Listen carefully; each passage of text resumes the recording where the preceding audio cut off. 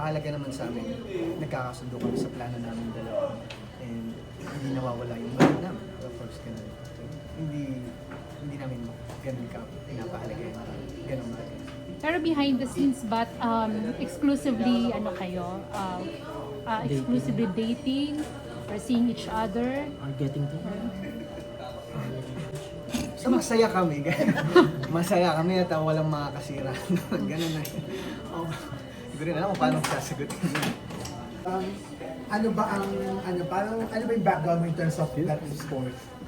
Kasi parang namin nag-comments na, ang galing pala ni JM. Hindi naman. Nakatripon. Siguro marunong lang po maglaro. Pero hindi po magaling.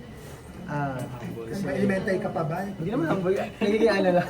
Nagiging honest lang, hindi talaga ako magaling mag-basketball. Siguro ito lang yung first love ko pagdating sa sports. So ayun, natututo until now, hindi pa ako magaling.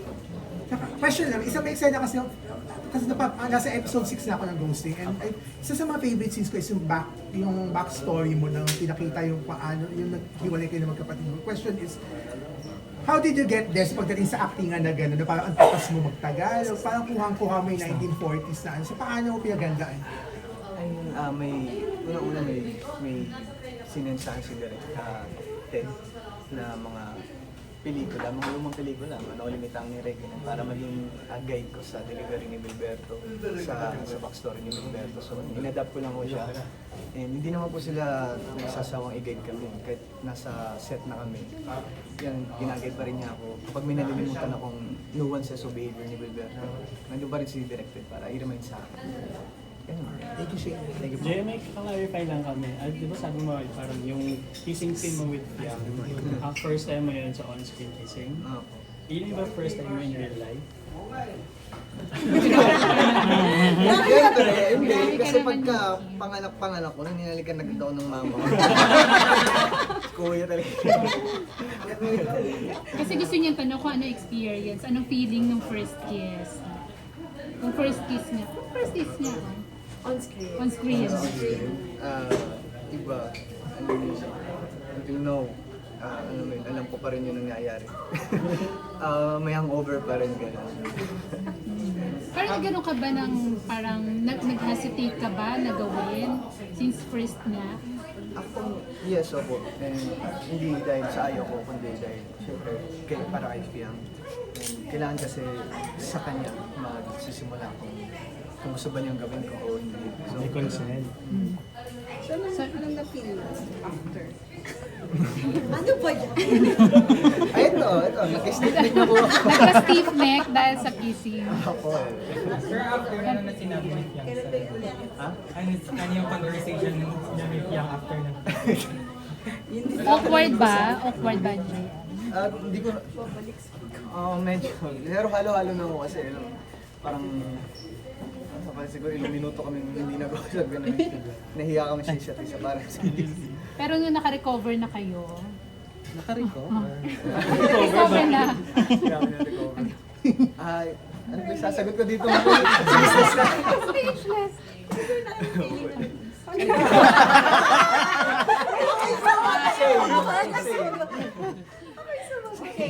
So nawala rin naman yung hiyaan. Walang practice yun. Wala po kasi, in-expect ko kasi talaga namin. Marami daw. Maraming angulo. Paano, aware ka naman siguro na sa online binabash si Piang. So paano kung sinusupport si Piang as love team? Yung sa mga bashing. Ayun, gaya lang nung una, siya kasi mahilig siya magalawalungkat sa telepono niya. So, ako, yun naman yung pinagkaiba namin. Hindi ako mahilig magalungkat sa telepono. Kung may bashing ako, hindi ako balak tingnan yan. Hindi ba ko yung sarili ko sa ibang baso. So, ganun yung pinapagawa ko kay siya. Kahit ayaw niya, ito gawin mo kaysa sumama yung mood mo ngayon sa araw. Halimbawa, nanonood na siya ng anime, kakaiwas sa bashing. So, natutunan niya manood ng anime. Sa good. Sa ganung paraan iwasan yung mga Pero paano yung na-handle niya? Paano yung na-handle? Yung at first ba, na-apektuhan pa siya? Which is what you get. strong, sobrang strong ni Fiang, pero I mean, sa araw-araw namin magkasama na mas nararamdaman ko na kahit paano na-apektuhan din siya. And wala tayong magagawa, dito tayo sa industriya ito. sobrang normal lang ng ganun. So, the least that I can do is libangin siya, isama siya sa mga bagay na malayo sa gusto niya. Ano misconception ng ibang tao na alam mo hindi ka na si Piang? Yung kamakailan na pumutok na issue, masama daw ugali, walang totoo daw. Walang totoo daw siguro. Ganun lang talaga yung kapangyarihan ng splice with ibang gagawa na. Ano mo kasi sabi ni Isip Bata daw? Tapos sabi nila, hindi daw bagay, kasi sinasabi hindi bagay sa'yo. Kasi nga, di ba si Piang medyo sa wala siya sa videos, nakakita ng tao online. Personality ng yun eh, wala tayong magagawa. So, siya yun eh. Dun sa ganung parang siya nag-express ng personality niya. And I don't think na isip bata siya. Siguro, somehow hindi pa siya ganun ka-mature. So, at her age, bata pa naman talaga. 19 years old. So, ayun, kaming nakapalibot sa kanya. Hindi naman kami nagsasawa na i-guide siya. Hanggang sa, maramdaman niya yung maturity talaga. So, minsan, pinagsasabihan niyo naman siya. Oo, madalas na. Kasi may pagkamatigas talaga yung ulo niya.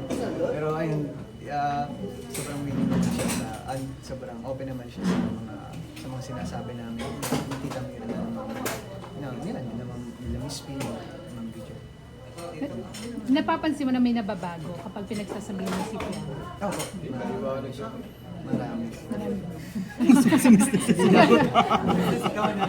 Pero Jay, marami kasing nagtataka siya, parang nagtatanong, bakit hindi parang nagle-level up or parang wala pa ring label until now? Ano ba yung totoong real score? Sa akin, sure ako yung lalaki. So, hindi naman kailangan madali. Ako, sa edad ko, hindi kailangan talaga trabaho muna, career muna.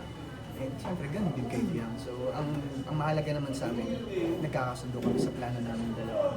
And hindi nawawala yung band namin. Of course, ganun. So, hindi namin ganun ka pinapahalaga yung ganun natin. Pero behind the scenes, but exclusively, exclusively dating or seeing each other? Are getting to So, masaya kami. Masaya kami at walang makakasira. Ganun na yun. Oh, hindi ko rin alam kung paano sasagutin yun. Last Kasi nga question, walang anong date. plan niyo ni Piang na After ghosting, ganun ulit. Siguro, hasain pa namin kasi yung mga proyekto na nakalatag. So, gusto namin magawa yung proyekto ng lalampas sa expectation ng iba. So, gagalingan pa namin yun. Thank you so much, guys! Thank you.